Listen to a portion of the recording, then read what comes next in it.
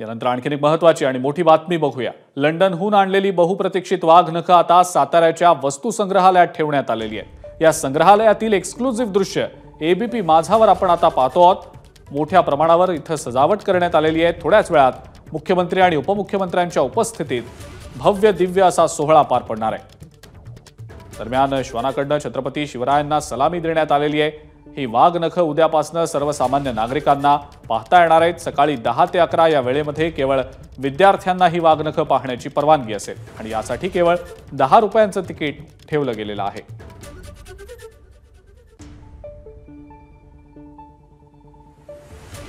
दरम्यान या सोहळ्याची जोरदार तयारी करण्यात आलेली आहे। या ठिकाणाहून आढावा घेतलाय आमचे प्रतिनिधी कृष्णा केंडे यांनी। छत्रपती शिवाजी महाराज संग्रहालयाच्या लोकार्पणासाठी मुख्य पाहुणे म्हणजे मुख्यमंत्री आणि दोनही मुख्यमंत्री ज्यावेळेस इथे येतील त्यावेळेस त्यांचं जंगी स्वागत या ठिकाणी केलं जाईल।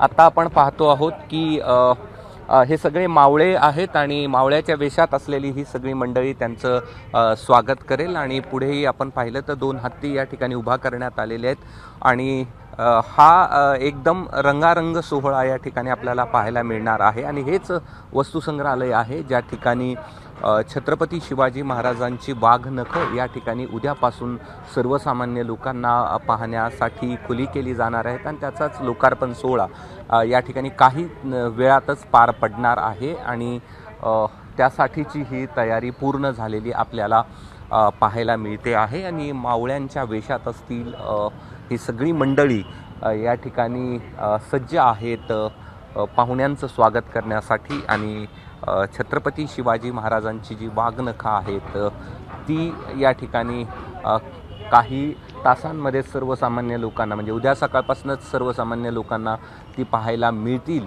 आणि त्यासाठीच्या सोहळ्याची तयारी पूर्ण झालेली आपल्याला या ठिकाणी पाहायला मिळते आहे।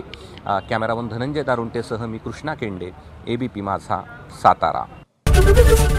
एबीपी माझा, उघडा डोळे बघा नीट।